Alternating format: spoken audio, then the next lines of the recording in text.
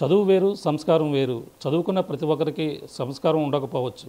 అలాగని సంస్కారానికైతే చదువు అవసరం లేదు. ఇదే విషయాన్ని ప్రముఖ ప్రవచనకర్త చాగంటి కోటేశ్వరరావు గారు ఒక ఉపమానంగా చెబుతూ అలాగే కాకినాడకు చెందినటువంటి ప్రముఖ వైద్యులను అయితే ఇందులో ఉదాహరించినటువంటి పరిస్థితి ఉంది. అలాగే ప్రధానంగా ఆయన ఒక ప్రముఖ హాస్పిటల్కి సంబంధించినటువంటి వైద్యులు ఆయన హాస్పిటల్కి వచ్చినటువంటి పేషెంట్లకైతే తన వల్ల ఆలస్యం అవుతే సారీ చెప్పడమే కాకుండా తన మధ్యాహ్నం ఏదైతే తన భోజనానికి ఆలస్యం తన వల్ల కారణమైన నేపథ్యంలోనే తను వాళ్ళకి సంబంధించినటువంటి స్నాక్స్ ఇస్తూ అలాగే వచ్చిన పేషెంట్కి మళ్ళీ క్షమాపణ చెప్తూ ఈ విధంగా తన సంస్కారాన్ని అయితే చాటుకున్నటువంటి పరిస్థితి ఉందని చాగంటి కోటేశ్వర గారు చెప్పడంతో ఆ వీడియో అయితే ఇప్పుడు సోషల్ మీడియా వేదికగా కూడా వైరల్గా మారింది. ప్రస్తుతం ఆ డాక్టర్ కాకినాడకు చెందినటువంటి సాయి సుధా ప్రముఖ వైద్యులు ఎవరైతే ఉన్నారో అలాగే వాడరేరు రవి గారు ప్రస్తుతం ఆయన మనతో ఉన్నారు. మాట్లాడే ప్రయత్నం చేద్దాం. సార్ నమస్తే సార్. ఇప్పుడు సోషల్ మీడియా వేదికగా ఒక వీడియో వైరల్ అవుతుంది. ప్రముఖ ప్రవచనకర్త చాగంటి కోటేశ్వరరావు గారు మీకోసం గొప్పగా చెప్తూ సంస్కారంగా ఈ విషయం ఏదైతే ఉందో మీ వల్ల ఆలస్యం అయితే వాళ్ళకి క్షమాపణ చెప్పడమే కాకుండా వాళ్ళకి స్నాక్స్ ఇస్తూ ఈ విధంగా గౌరవిస్తున్నటువంటి పరిస్థితి అంటున్నారు. సార్ ఇది ఎప్పటి నుంచి ఈ విధంగా మీరు చేస్తుంటారు, అసలు ఈ విషయాన్ని ఏ విధంగా చూడాలండి? నమస్కారం అండి. ముందుగా ఆర్టీవీ తరఫున మీరు వచ్చి ఈ విషయం నన్ను అడిగినందుకు నా కృతజ్ఞతలు. నేనేమనుకుంటానంటే మనందరం ఒక ఇంజనీర్ అయినా ఒక డాక్టర్ అయినా ఒక చార్టర్డ్ అకౌంటెంట్ అయినా ఏ వృత్తిలో ఉన్నవాడైనా ఎనీ కన్సల్టెంటు మన వృత్తి ధర్మం కరెక్ట్గా నెరవేర్చినప్పుడు సమాజం అంతా బాగుంటుంది.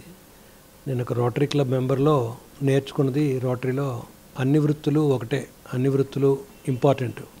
మనకి హాస్పిటల్ గేట్ కీపర్ దగ్గర ఉన్న దగ్గర నుంచి అతను జాగ్రత్తగా కారు కానీ బండి కానీ లోపలికి తెచ్చేదాకా, అలాగే లోపల ఏదో కాంప్లెక్స్ హార్ట్ ఆపరేషన్ ఏదో చేసే డాక్టర్ దాకా అందరూ కూడా వాళ్ళ డ్యూటీస్ సరిగా నిర్వహించాలి అన్నది. సో ఈ కార్యక్రమంలో నా వల్ల ఎప్పుడూ పేషెంట్లకు ఇబ్బంది పడకూడదు అని తాపత్రయపడతాను నేను. ఒకసారి నేను బొంబాయిలో ఒక హాస్పిటల్కి వెళ్ళినప్పుడు అక్కడ ఎర్లీ మార్నింగ్ బ్లడ్ శాంపుల్ తీశాక నాకు నా స్నేహితుడికి ఇద్దరికి కూడా వాళ్ళకి చిన్న కప్పులో టీ ఇవ్వడం జరిగింది. చాలా 25 సంవత్సరాల పై మాట. వెంటనే నేను స్పందించి అప్పుడు హాస్పిటల్ కడుతున్న రోజులు బాగా మన దగ్గర ఇరుకుగా వెయిటింగ్ హాల్ ఉన్నప్పుడు 2-3 గంటలు వెయిటింగ్ ఉన్నప్పుడు మనం చేయకూడదా ఇలాంటిది అని అనిపించి అప్పటి నుంచి మొదలుపెట్టాను. అయితే గురువుగారు చాగంటి కోటేశ్వరరావు గారు చాలా సున్నితంగా గ్రహిస్తారు, ఈజీగా వారు సునిశ్చితంగా గ్రహిస్తారు. అనుకోకుండా వారు ఒకసారి నా హాస్పిటల్కి వచ్చిన రోజు ఈ కార్యక్రమం జరుగుతుంటే వచ్చి నాతో మాట్లాడడం అయిపోయాక ఏమిటి విషయం అందరికీ టిఫిన్లో అవి ఇస్తున్నారు అని అడిగారు. నన్ను అడిగితే ఇలా చేస్తానండి, ఎప్పుడైనా నేను 2-3 గంటలు ఆలస్యం అయితే ప్రతిరోజు చేయనండి, ఎప్పుడైనా నా వల్ల బాగా ఆలస్యం అయిపోయి నేను బిహైండ్ ఒక్కోసారి సీరియస్ కేసులు ఉంటాయి, ఒక్కొక్కసారి పేషెంట్ విపరీతమైన దుఃఖంలో ఉండి కౌన్సిలింగ్ పడుతుంది, ఒక్కోళ్ళు సూసైడల్ టెండెన్సీ ఆత్మహత్య చేసుకుందాం అనే టెండెన్సీలో ఉన్నవాళ్ళు వస్తారు ఏదో వ్యాధి గురించి వరి అయ్యి. వాళ్ళకి కౌన్సిలింగ్ అనుకోకుండా 45 నిమిషాలు గంట పట్టేస్తుంది. మిగతా పేషెంట్లు అందరూ వెనకబడిపోతారు, ఎంతో ఆతృతతో ఉంటారు. సో అలాంటి పరిస్థితుల్లో నేను వాళ్ళకి ఏదో ఆ సమయాన్ని బట్టి టిఫిన్ కాఫీ కానీ సమోసా కానీ కూల్ డ్రింక్ కానీ సీజన్ బట్టి ఇవ్వడం జరుగుతుంది. అయితే నా పూర్వజన సుకృతం ఇది గురువుగారి దృష్టిలో పడడం, వారు నన్ను ఆశీర్వదించడం, చాలా మంచి పని చేస్తున్నారు డాక్టర్ గారు అనడం, ఇది నేను ఎవరి మెప్పు కోసం సమాజం అంతలో ఏదో అడ్వర్టైజ్మెంట్ చేయాలని మొదలుపెట్టిన కార్యక్రమం కాదండి. కానీ కేవలం దైవ సంకల్పం అనుకుంటాను. దైవ కృప వల్ల నేను గురువుగారి దృష్టిలో పడి ఈరోజు 10 మంది మీరు నా దగ్గరికి వచ్చేలాగా చేసిందండి. అయితే నేను మాత్రం ఇది ఎక్స్టెన్షన్ ఆఫ్ మై డ్యూటీ, నా వృత్తి ధర్మాన్ని నేను ఎక్స్టెండ్ చేస్తున్నానని అనుకుంటాను. అంటే ప్రధానంగా ఏదన్నా ఒక చెడు కార్యం తలపడితే వెంటనే తెలిసిపోద్ది అందరికీ.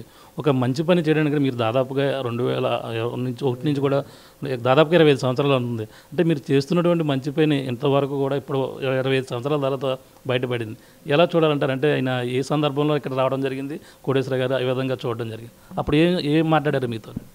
అంటే వారు మామూలుగా వచ్చారండి, ఒక పర్సనల్ కార్యం మీద వచ్చి ఒక 5 నిమిషాలు మాట్లాడి, ఎప్పుడు సారు చెప్పి ఎప్పుడైనా వచ్చిందే బహు తక్కువ, వచ్చినప్పుడు ముందుగా చెప్పి వస్తారు. అలా వచ్చినప్పుడు కాకతాళీయంగా జరిగిందండి పూర్తిగా ఆయన చూడడం. నేను ఎవరికి చెప్పలేదు ఇలా చేస్తున్నానని. ఎప్పుడూను ఆయన గ్రహించి మంచి ప్రవర్తన ఎలా ఉండాలి వృత్తిలో అనేది నేను అనుకున్న దాని ప్రకారం అక్కడ యూత్ మీటింగ్లో చెప్తూ ఇది చెప్పారండి. వాళ్ళ ఇలా ఉండాలి, వృత్తి ధర్మం ఇలా నెరవేర్చాలి, దానికి ఒక ఎగ్జాంపుల్ అని మీరు ఇందాక ఇంట్రడక్షన్లో చెప్పినట్టుగా ఒక ఎగ్జాంపుల్ వృత్తి ధర్మం చేయడానికి ఎలా ఉంటుంది అన్నట్టుగా చెప్పారు. అంటే నన్ను ఉద్దేశించి కాదు, అలాగే నాలాంటి వాళ్ళే అనేక మంది అనేక వృత్తుల్లో ఎంతో మంచి చేస్తుంటారు. ఎంతోమంది అందరికీ లైమ్ లైట్లోకి వచ్చే అవకాశం రాదు. ఇక్కడ నాకు చాలా పెద్దవారు మన సమాజంలో అందరికీ గౌరవించి దిశానిర్దేశం చేసే చాగంటి కోటేశ్వరరావు గారి దృష్టిలో పడడం నా పూర్వజన సుకృతం అండి. సో అలాగే నాకంటే ఎంతోమంది డాక్టర్లు ఇతర వృత్తిలో ఉన్న వాళ్ళు ఎన్నో మంచి కార్యక్రమాలు చేస్తూ ఉండొచ్చు కూడా.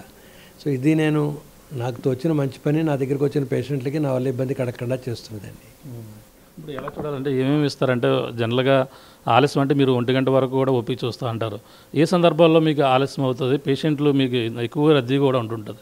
ఏ సందర్భంలో వాళ్ళు ఇబ్బంది పడుతుంటారని మీరు గ్రహించడం? ఉదాహరణకి నేను మీకే 11 గంటలకి అపాయింట్మెంట్ ఇచ్చాను. నేను 9 గంటలకు వచ్చిన వర్క్ మొదలుపెట్టాను. 10:30కి నేను ఒక ప్రొసీజర్ చేస్తున్న కేసులో సడన్గా బ్లీడింగ్ అవ్వడం మొదలుపెట్టింది. సో అప్పుడు నా ఓపీ ఆగిపోతుంది. ఆ బ్లీడింగ్ కట్టుపడేదాకా దానికి చేయాల్సినది ఏదో చేయడం, డ్రెస్సింగ్ చేయడం, సూచర్స్ వేయడం, ఇంకోటి ఏదో అవుతుంది. లేకపోతే ఒకసారి అనుకోకుండా ఓ డాక్టర్ ఎవరో వాళ్ళ యొక్క వృద్ధి నిర్వహణలో ఉండగా సూది గుచ్చుకుంది, నాకు ఏమైనా వేరే జబ్బులు ఏమైనా వస్తాయా అని వరీలో వచ్చి 2-3 డాక్టర్లు బాధపడుతూ ఏడుస్తూ ఎంతో ఆవేదనతో నా దగ్గరికి వస్తారు.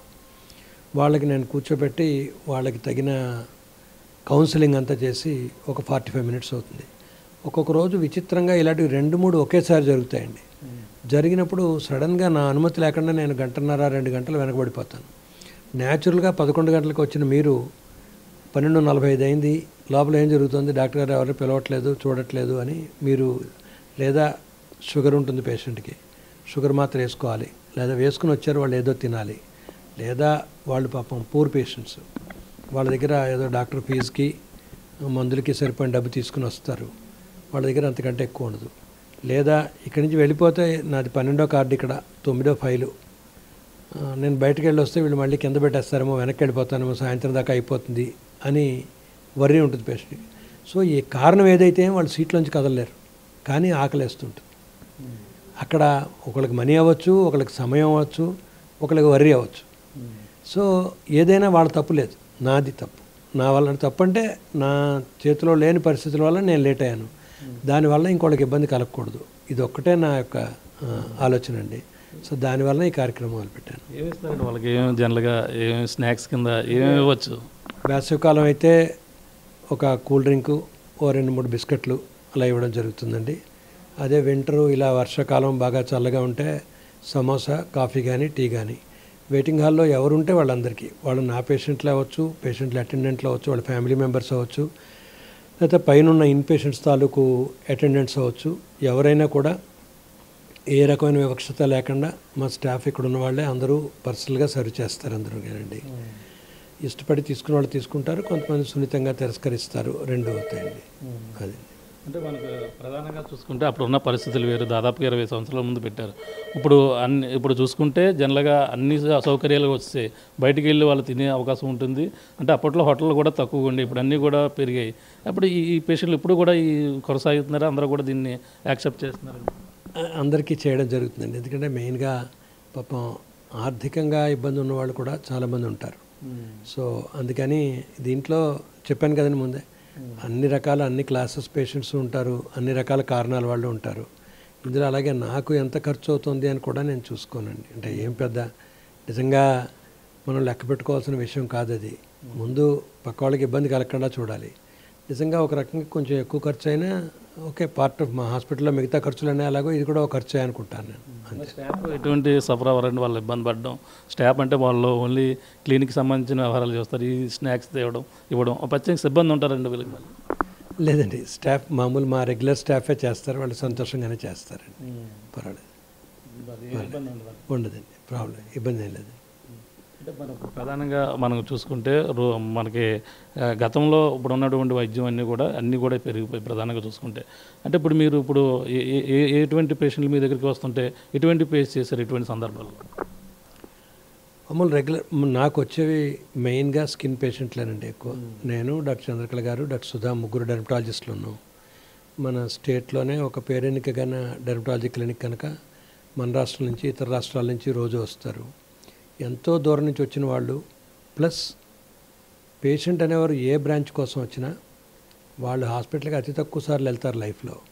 ఆ తక్కువ సార్లు వాళ్ళకి మనం ప్లెజెంట్ ఎక్స్పీరియన్స్గా ఈ అనుభవం ఒక చేదు అనుభవం కాకుండా ఒక మంచి అనుభవం, హాస్పిటల్ కూడా ఒక స్కూలు, ఒక పార్కు, ఒక సినిమా లాంటిదే అనే అనుభవాన్ని తీసుకురావాలంటే మనం అందరం కూడా ఉండాలి. ఇది పేషెంట్ వైపు నుంచి ఉండాలి, మా వైపు నుంచి, పేషెంట్ వైపు నుంచి కూడా మమ్మల్ని అర్థం చేసుకోవాలి. నేను అన్నిసార్లు ఎవరైనా ఏదైనా క్లబ్స్లో వాటిలో మీటింగ్ పిలిచి అక్కడ అడిగినప్పుడు వాళ్ళందరికీ చెప్తాను, డాక్టర్లు అనేక ఇబ్బందుల్లో ఉంటారు, ఈ పక్కన మీరు కూర్చుంటే మీకు తెలుస్తుంది. అది దయచేసి టైం కోసం కంగారు పెట్టకండి, డాక్టర్ని తొందరగా చూడండి అని అనకండి. మంచి వైద్యం చేయండి, సరైన వైద్యం చేయండి అని అడగండి, డాక్టర్లు అందరూ ఉంటారు. సో నా కొలీగ్స్ అందరూ కూడా మంచి వైద్యం చేయడానికి రెడీగా ఉంటారు, సరైన వైద్యం చేస్తారు. వాళ్ళని మనం టైం గురించి ఇబ్బంది పడకపోతే సరిపోతుందండి. అంటే ఓకే, మధ్యాహ్నం 1 గంట దాటిపోయింది, ఆకలితో ఉంటారు కాబట్టి స్నాక్స్, టీలు కూడా అరేంజ్ చేస్తారు. ఇలా ఎండాకాలం సమ్మర్ అయితే డ్రింక్స్ ఇస్తారు. అంటే లోపలికి వచ్చిన పేషెంట్కి మళ్ళీ తిరిగి మీరు ఎక్స్ప్లెయిన్ చేయడం, వాళ్ళకి తిరిగి నమస్కారం పెట్టి క్షమించండి అని కూడా అనగడం కూడా దీన్ని ఎలా చూడాలంటారు? అంటే అంత ఫార్మల్గా నేను క్షమించండి అంటే ఇవాళ ఉన్న భాషలోనే సారీ అండి నా వల్ల మీకు లేట్ అయింది, ఇవాళ ఇందాక ఒక కౌన్సిలింగ్ అయింది, ఒక కేసు బ్యాడ్ అయింది, లేకపోతే పైన ఐసీయూలో పేషెంట్ ఎవరో ఎక్స్పైర్ అయ్యారు, నేను వెళ్ళి వాళ్ళకి డెత్ కౌన్సిలింగ్ చేయాల్సి వచ్చింది, అనుకోని డెత్ అది, దానివల్ల మీ అందరికీ ఆలస్యమైంది, ఏమనుకోకండి అని చెప్తానండి. ఈ విధమైన భాషలో పేషెంట్కి ముందు చెప్పాకే నేను పేషెంట్ కంప్లైంట్ అడుగుతాను. ఎందుకంటే వాళ్ళు ఎంతో కొంత బాయిల్ అవుతూ ఎంతో కొంత ఎందుకు మాకు లేట్ అయిపోయింది అనుకుంటారు, వాళ్ళ ఇబ్బందులు వాళ్ళకు ఉంటాయి. ఇంకోళ్ళ టైం మీద మనకు హక్కు లేదు కదండి, ఇంకోళ్ళ టైం పాడు చేయకూడదు ఎప్పుడూ. సో అందువలన వాళ్ళందరికీ కంపల్సరీగా చెప్తానండి. ప్రతి పేషెంట్కి ఆ టైంకి ఎంతమంది ఉన్నారో వాళ్ళందరికీ నేను. అలాగే ఈ లేట్ అయిన సమయంలో ఆ 2 hours తర్వాత వచ్చిన వాళ్ళు ఉంటారు, వాళ్ళకి ఇలా డాక్టర్ గారు లేట్ రన్నింగ్లో ఉన్నారండి, మీరు ఏమైనా ఉంటే పని ఉంటే చూసుకొచ్చేయండి, మీ టైం మామూలుగా 2 గంటలకు ఇచ్చారు అపాయింట్మెంట్లు, 4 అవ్వచ్చు అని కూడా కమ్యూనికేట్ చేసేస్తాం, క్లియర్గా చెప్తాం. ఈ వెయిటింగ్ అనేది పదాన్ని కూడా చాలామంది ఇరిటేట్ అవుతుంటారు. అంటే వెయిట్ చేయడం, రికమెండేషన్ చేయడం, సార్ ఇది చేయడం అంటారు. మనం ఒత్తిళ్ళు అంటే అలా కొంచెం ఇబ్బంది పడే వాళ్ళకి మీ సందేశం ఏ విధంగా? అంటే డాక్టర్ల దగ్గరికి వెళ్ళినప్పుడు సాధారణంగా ఇప్పుడు నేను చెప్పిన కారణాలు అనేక ఉంటాయి కనుక కొంచెం ప్రిపేర్ అయ్యే వెళ్ళండి. డాక్టర్ దగ్గర కొంచెం వెయిటింగ్ అవుతుంది అనుకునే వెళ్ళండి. టైం టైట్గా పెట్టుకుని సరే 10 గంటలకు డాక్టర్ గారు అన్నారు, 10:15 బయటకు వచ్చేస్తాం, 10:30కి పలానా చోటకి వెళ్దాం అనుకుని వెళ్ళొద్దు అని చెప్తుంటానండి. అది నా సో అంత టైట్గా పెట్టుకుంటే డాక్టర్లు వాళ్ళ చేతిలో లేని కారణాల వల్ల లేట్ అయినట్లయితే మనకి పేషెంట్లకి ఇబ్బంది కలుగుతుంది, డాక్టర్లకి ఇబ్బంది కలుగుతుంది. అది అంటే సున్నితమైన విషయం అండి డాక్టర్కి పేషెంట్కి మధ్యలో. డాక్టర్లు కోపడకూడదు పేషెంట్లు డాక్టర్లని కావాలని చేశారు లేటు అని అనకూడదు. అంటే మనకు ఒక సినిమాలో డైలాగ్ చూసాం, అంటే చిరంజీవి సంబంధించి శంకరదాద ఎంబీబీఎస్లో, అంటే రోగిని ప్రేమించని డాక్టర్ రోగితో సమానం అని అంటుంటారు. అంటే సినిమాలో డైలాగ్ అనుకోండి. అంటే ఇప్పుడు ఇటువంటి పాటించడం అంటే ఒక మన సాధారణంగా మందుతో నయం ఉంది, మంచి మనసుతో ట్రీట్ చేస్తే అవుతుందని కూడా ఒక ఉదాహరణగా కూడా చెప్పుకోవచ్చు. ఇప్పుడు ఉన్నటువంటి లేటెస్ట్గా ఇప్పుడు ఉన్నటువంటి మీరు కొంతమంది విద్యార్థులకు క్లాసులు కూడా చెప్పే అవకాశం ఉంటుంది. వాళ్ళకి ఎటువంటి సందేశం ఇస్తారు కాబోయే జూనియర్ డాక్టర్లు కూడా? వాళ్ళకి ఎప్పుడు కూడా నేను ఎంపతి అనే వర్డ్ ఉందండి ఇంగ్లీష్లో. సింపతి అంటే మనం జాలి చూపించడం, ఎంపతి అంటే మనం మమేకం అవడం. ఎంపతి చూపించాలి. ఇప్పుడు మీరు నా ఓన్ బ్రదర్ అయితే నేను మీకు ఈ టెస్టులు రాస్తానా, ఈ ఆపరేషన్ చేస్తానా, ఈ మందులు ఇస్తానా, మిమ్మల్ని అడ్మిట్ చేస్తాను. నా ఓన్ బ్రదర్కి నేను ఈ ఆపరేషన్ చేయకపోతే, ఈ టెస్టులు చేయకపోతే, అడ్మిషన్ చెప్పకపోతే మీకు కూడా చెప్పకూడదు. That is empathy. అంటే ఆ కుర్చీలో కూర్చున్నవాడు నా మనిషి, నా కుటుంబ సభ్యుడు అయితే నేనేం చేస్తానో నాకు పేషెంట్గా నడిచొచ్చిన వాళ్ళు కూడా నేను అదే చేయాలి. అది ఎంపతి. ఇది ప్రాక్టీస్ చేయడం చాలా చాలా కష్టంతో కూడుకున్న పని. ఎంతో సెల్ఫ్ రిస్ట్రెయింట్ కావాలి, ఎంతో స్వార్థాన్ని పక్కన పెట్టి ఆలోచించాలి డాక్టర్లు. అది ఆలోచించగలిగినప్పుడు అందరు డాక్టర్లు మంచి డాక్టర్లు అవుతారు, అందరికీ మంచి పేరు వస్తుందండి. ఇది నేను అనుకునే విషయం. ఫైనల్గా మన రోటరీలో 4-way టెస్ట్ అని ఉందండి. అదేంటంటే మనం అందరితోటి నిజమే మాట్లాడుతున్నామా, అందరికీ బెనిఫిషియల్గా ఉందా లేదా, అది మనుషుల మధ్యలో సయోధ్య కుదురుస్తుందా లేదా, ఇది అందరికీ మంచిదా కాదా అనే 4 టెస్టులు ఉంటాయి. ఇక్కడే నేను నా హాస్పిటల్లో పెట్టి ఉంచానండి. అదేవిధంగా మనం మన సంస్కారంలో ఏమంటామంటే మనస వాచ కర్మ త్రికరణ శుద్ధిగా అంటాం. అంటే మనస వాచ కర్మ మన మనసులో ఆలోచించేది, మన నోటితో చెప్పేది, అలాగే మన చేతితో చేసేది, ఈ 3 ఒకటైనప్పుడు మన యొక్క అప్రోచ్ కరెక్ట్గా కంప్లీట్గా ఉంటుందండి. అది ఉన్నంతసేపు బాగుంటుందని నా ఉద్దేశం. అదే ఇది ఇప్పుడు పాటిస్తుంటారు. అదే చాగంటి కోటేశ్వరరావు గారు మరి మీకోసం ఇంత ఈ విధంగా చెప్పడానికి అంటే తర్వాత కలిసారని మీరు కలిస్తే ఏమన్నారు మళ్ళీ? వారిని ఈ ఈ ఈ 2-3 రోజుల్లో కలవలేదండి గురువుగారిని. యాక్చువల్లీ వెళ్దాం అనుకుంటున్నాను, వృత్తి ఒత్తిళ్ళ వల్ల వెళ్ళలేకపోతున్నాను. వెళ్ళి సార్ని కలుసుకుని గురువుగారికి నా కృతజ్ఞత తెలియచేయాలండి నేను.